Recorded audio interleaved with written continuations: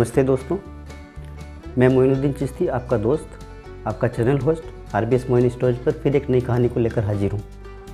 हमारी आज की कहानी एक 24 वर्षीय युवा की कहानी है। गोहाना हरियाणा के नीरज कुमार प्रजापति 1,11,111 किलोमीटर साइकिल चलाने के लिए अपने घर से निकले हैं और इस साइकिल की यात्रा के पीछे उनका उद्देश्य देश के अंदर जैविक खेती को बढ़ावा देने की मुहिम है।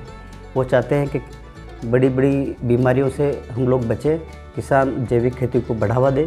Neeraj Kumar Prajapati the bicycle man of Indian agriculture and the bicycle man of India के नाम से जाने जाता हूँ, जो कि 1,11,111 किलोमीटर की मिशन ऑर्गेनिक बाईसाइकिल यात्रा कर रहा हूँ पूरे भारत भ्रमण की। और मैं गांव अवलाना, तहसील गोहाना, जिला सोनीपत, हरियाणा का निवासी हूँ, जो कि ये यात्रा मैंने 9 अप्रैल 2019 से चालू की थी। और इससे पहले मुझे साइकिल चलाना नहीं आता था, डर लगता था। इस साइकिल यात्रा का उद्देश्य है कि जो किसान भाई हैं गांव-गांव, उनको जैविक खेती के प्रति जागरूक किया जाए और जो भी हमारे किसान भाइयों की समस्याएं होती हैं एग्रीकल्चर में, बीमारियों से या बीज की जानकारी, तो उसके बारे में हमारे जो कृषि वैज्ञानिक है अथवा जो कृषि शोधकर्ता छात्र है, जो कि हमारे भारतीय कृषि अनुसंधान परिषद के 113 अनुसंधान केंद्र हैं, उनके क्षेत्रीय कार्यालय हैं एवं 74 कृषि विश्वविद्यालय हैं भारतीय सरकार के और 713 के कृषि विज्ञान केंद्र है। मैं इस साइकिल यात्रा के दौरान सभी अनुसंधान केंद्रों पर जाता हूँ और जो कि किसानों की समस्याएँ हैं उन्हें कृषि वैज्ञानिकों तक पहुँचाता हूँ। जो मेरा पूरा परिवार है जय जवान जय किसान जय विज्ञान पर कार्य करता है। जय जवान पे फादर साहब, जिन्होंने 22 वर्ष सीमा सुरक्षा बल में एज ए इंजीनियर, मतलब व्हीकल मैकेनिक्स का काम किया है, वो भी बीएसएफ के वीआईपी मैकेनिक्स से टॉप इंजीनियरिंग में। उसके अलावा जय किसान पे मैं कार्य कर रहा हूँ। जय विज्ञान पे मेरा बड़ा भाई मास्टर पंकज कुमार, जो ऑल इंडिया रैंक 1 डिज़ाइनर है ऑटोमेशन पे, जो अभी करेंटली 32 कंट्री में टेक्नोलॉजी एक्सपोर्ट कर रहे हैं। 2017 में मैं लुधियाना गया और वहाँ पे जब मैं एक्सपोर्ट कंसल्टेंट, क्योंकि वहाँ एक हौजरी हवा लुधियाना का, उसके बाद जब मैं वहाँ गांव में किसान भाइयों से मिलता था तो मुझे किसान भाई बोलते थे कि नीरज जी एक ट्रेन का रिजर्वेशन कर देना। मैंने बोला कौन सी ट्रेन का? तो वो बोलते थे कैंसर ट्रेन। तो मैंने पूछा ये कैंसर ट्रेन कौन सी ट्रेन है? तो तब मुझे जब स्टडी करके पता चला कि पंजाब के अबोहर और बठिंडा से एक ट्रेन चलती है जो कि राजस्थान श्री गंगानगर और बीकानेर आती है, जिसमें 75% जो यात्री है वो कैंसर से पीड़ित यात्री होते हैं। तो जब मैंने इसकी स्टडी की और पाया गया कि जो मैंने देखा कि ऐसा क्या है कि जो हरियाणा और पंजाबी तो खेती नहीं कर रहा, खेती तो पूरे भारत के सभी राज्यों में हो रही है, लेकिन हरियाणा और पंजाब में ही कैंसर के सबसे ज़्यादा पेशेंट क्यों हैं?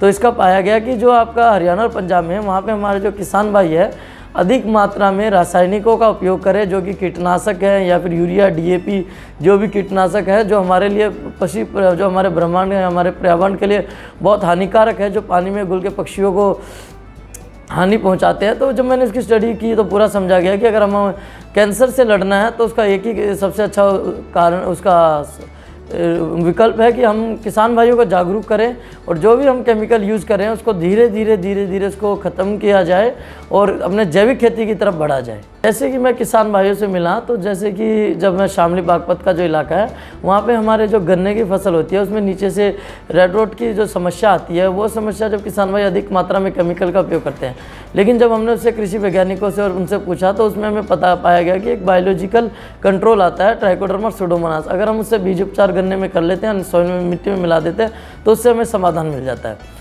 उसके अलावा ऐसे ही टमाटर की फसल है हमारे गोहाना में, जो किसान भाई हैं सुभाष सिमार जी, जो गोहाना मेरी तहसील के हैं, तो उनके खेत में लास्ट ईयर की बात है कि उनके खेत में लेट ब्लाइट और अर्ली ब्लाइट की समस्या आ गई थी।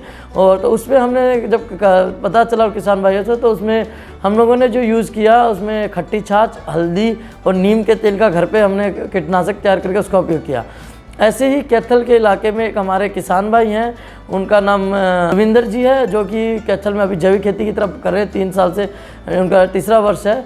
तो उनके खेत में एक पिंक स्टीम बोरर आ गया था, तो किसान के लिए तो वो एक कीड़ा था, लेकिन जब मैंने उसकी जानकारी IIWBR करनाल पहुंचाई और वहाँ पे डॉक्टर पूनम मैम जी है जो प्रिंसिपल साइंटिस्ट है, जब उन तक पहुँचाई तो पता चला, उन्होंने बोला कि नीरज जी आपको ये कहाँ देखने को मिला? मैंने बोला हरियाणा में। तो बोला हरियाणा में ये अभी तक आया नहीं था। तो जब इसकी इन्फॉर्मेशन भी मैंने कृषि वैज्ञानिकों को अवगत कराया कि ऐसे एक पेस्ट नया एंटर किया है। अनार की फसल में भी नीचे से जो विल्ट की समस्या आती है, उसके लिए भी जब हमने किसानों को आपस में जोड़ा तो उसकी भी जानकारी एक दूसरे तक पहुँचाई। ऐसे ही आपका जो काजरी इंस्टीट्यूट है, जो कि अभी मैं जोधपुर में हूँ, काजरी इंस्टीट्यूट में डॉक्टर प्रदीप वर्मा के द्वारा भी एक नई टेक्नोलॉजी, ग्राफ्टिंग टेक्नोलॉजी डेवलप की है, जिसमें कि नीचे से हम रूट स्टॉक किसी और दूसरी उसी फैमिली का, जैसे कि खीरे में कोई दूसरी बेल वर्गीय फसल है, जैसे कद्दू है या फिर लौकी है, उसके नीचे से यूज़ किया है रूट स्टॉक, उसके ऊपर खीरे की फसल। वो क्या होती है, टेम्परेचर में भी संवेदनशील हो जाती है, फ्रूटिंग उसकी अर्ली आ जाती है और पेस्ट से भी कंट्रोल मिलता है। जैसे ही मैं साइकिल चलाने पहले मैं गांव गया, फिर मैंने अपने डिस्ट्रिक्ट को कवर किया, फिर भारत स्टेट को, फिर हरियाणा में कवर किया स्टेट को, फिर मैं भारत में।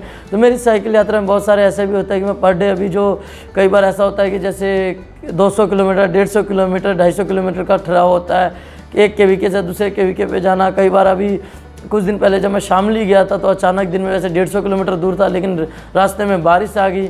अब बीच में रुकने की भी जगह नहीं थी, लेकिन बारिश थी, फिर भी मैंने चलाया। हम एक होता है पानी पी रहे हैं, लेकिन मेरे को ऐसे चलना पड़ता था कि पानी एक सिर्फ होठ पे लगाने का, मतलब थोड़ा सा पानी पी लिया, उससे चलना। और नई नई जगह जाता हूँ, नया नया पानी मिलता है, कई बार पेट भी ख़राब हो जाता है। अभी पीछे 3-4 दिन मेरे को पेट की भी समस्या हुई थी। उसमें क्या हो रहा था कि कहीं पे नया कुछ पानी मेरा, कहीं अलग पानी है, कहीं पे कैसा पानी है, तो उससे भी बड़ी समस्याएं आ जाती हैं। पब्लिक ने मुझे 1-1 रुपया, 11-11 रुपया, 21-21 रुपया, जिसकी जो श्रद्धा हुई वो मुझे डोनेट किया। और एक महीने में मेरा 78,000 रुपये का पहले ही महीने मेरे पास कंट्रीब्यूशन आया।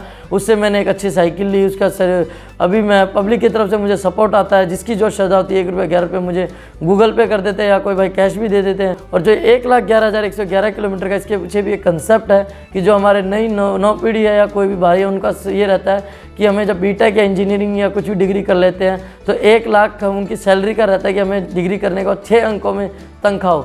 तो मेरा मतलब यह है कि अंक सेम है, 1,11,111 किलोमीटर, डिजिट सेम है, लेकिन सोच अलग है। किसी के लिए 6 डिजिट अपने लिए तनख्वाह के लिए, मेरे लिए 6 डिजिट देश की सेवा के लिए।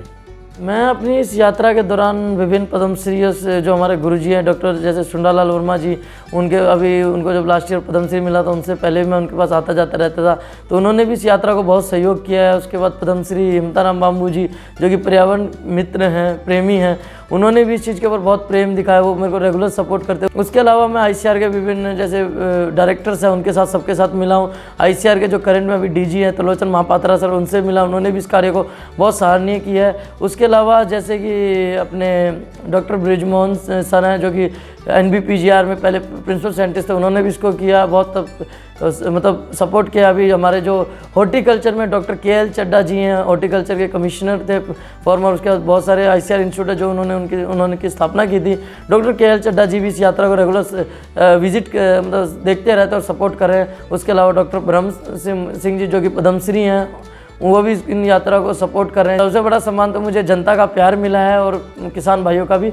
उसके अलावा 2020 की दूरदर्शन ग्रुप, जो प्रसार भारती ग्रुप है, DD किसान ग्रुप, जो DD ग्रुप है, उसकी तरफ से 2020 की जो ये मेरी स्टोरी है जीवन शैली, इसको नव पीढ़ी को रोग मुक्त बनाने का संकल्प, इसको 2020 की बेस्ट मोटिवेशन स्टोरी का भी अवार्ड है।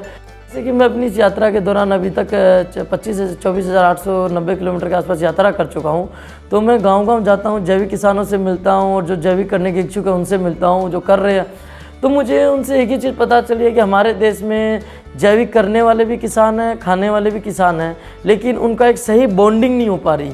कि हमारे जो किसान भाई हैं और जो हमारे वैज्ञानिक हैं, जब आपस में कार्य करते हैं, उनमें बीच में ये आता है कि ऑर्गेनिक करने से यील्ड कम आएगी, पैदावार। लेकिन मैं आपको बताना चाहूँ, जो मेरा इतना एक्सपीरियंस है, हम मानते हैं पहले 1 साल 1.5 साल यील्ड में थोड़ा दिक्कत आएगी, लेकिन अगर आप धीरे धीरे ऑर्गेनिक की तरफ जाते हैं और अपने सबसे प्रथम है सॉइल ऑर्गेनिक, जो अभी आपका ऑर्गेनिक कार्बन, आपको अपने खेत की जैविक कार्बन की मात्रा को बढ़ा के रखना है। जैसे कि इसकी मात्रा 0.45 से नीचे होने से कम है, 0.45 से 0.75 है, उसमें मीडियम है, और 0.75 से हाई है। तो मैं किसान भाइयों को यही कहता हूं कि अगर आप जैविक खेती करें, सबसे पहले आप अपनी मिट्टी पानी जांच कराएं। अगर आपकी मिट्टी में जैविक कार्बन पर्याप्त मात्रा में है तो ही पूर्ण रूप से जैविक की तरफ जाए, अन्यथा आप पहले उसको जैविक की ऑर्गेनिक कार्बन बढ़ाएं। और इसके लिए सबसे पहले जैविक खेती का मूल मंत्र है, पहले गोवंश को आपको पालना। सबसे पहले आपके घर में गौमाता आएगी देसी नस्ल की, उससे आप गौमूत्र, गोबर, जो भी आपके उससे पदार्थ आप उसको यूज़ में कीजिए। पंचगव्य बनाएं, बीजामृत बनाइए, जीवामृत बनाइए, डिकम्पोजर बनाइए। जो भी चीज़ है आपका गुड़, गोबर, गौमूत्र को लेके जो भी आपसे बन सकता है वो चीज़ यूज़ कीजिए। और इसी के साथ में मैंने किसान भाई को जागरूक भी किया है, कर रहा हूँ कि आप माइक्रो इरीगेशन की तरफ जाइए। जो भी आप पानी को बचाइए। पानी की मात्रा बहुत कम है हमारे देश में, अभी नीचे में जो ज़मीन में है, तो पानी जितना कम हो सकते हैं बूंद बूंद सिंचाई को अपनाइए। और होता है लेस ड्रॉप मोर क्रॉप, कम उसको यूज़ कीजिए। मैंने ये यात्रा की तो पहले शुरुआत में घर वालों को लगा कि ये क्या यात्रा है, लेकिन पब्लिक का मेरे पास पूरा सपोर्ट है, क्योंकि पूरा परिवार देश की सेवा पे था। तो वादर साहब खुद उन्होंने, मैंने पापा के साथ 22 साल मैंने पूरा डिफेंस में ही रहा है, तो मुझे एक देश प्रेम और देश के उसके बारे में पता है। तो घर वालों की स्टार्टिंग में तो ये रहा कि यार फंडिंग कैसे होगी, आपको आगे चल के खर्चा भी होगा, तो ये चीज़ उन्होंने मतलब शुरुआत में सोचा, लेकिन अब आगे चल के जब पब्लिक का सपोर्ट मिल रहा है। नीरज जी कल हमारे फार्म पर आए थे और हमारे अनार की खेती की हुई है और अनार का जो हमारा काम काज देखा था और इनको भी अच्छा लगा। और नीरज जी किसानों और जो कृषि वैज्ञानिक है उन दोनों को जोड़ने का काम करते हैं और बहुत अच्छा काम करते हैं। किसानों के लिए बहुत बड़ा काम है जो ये नीरज जी कर रहे हैं। हरियाणा से जो नीरज कुमार जी साइकिल यात्रा को लेकर निकले हैं, इनका बहुत बहुत स्वागत है। और जिस उद्देश्य को लेकर ये चल रहे हैं वो उद्देश्य वाकई में आज इस देश की बहुत बड़ी ज़रूरत है, नहीं तो बीमारियां जो है बहुत बढ़ती जा रही है। इनका उद्देश्य है ऑर्गेनिक खेती को बढ़ावा देना है। आपको हमारा चैनल कैसा लगता है हमें कमेंट करके ज़रूर बताएं और RBS मोइन स्टोरी चैनल को ज़रूर सब्सक्राइब करें, ताकि आपको हमारे कहानियाँ देखने को मिलती रहें। हम ऐसी ही लोगों की कहानियाँ आपके लिए लेके आते रहेंगे जो किसी ना किसी फील्ड में कुछ अनोखा काम कर रहे हैं।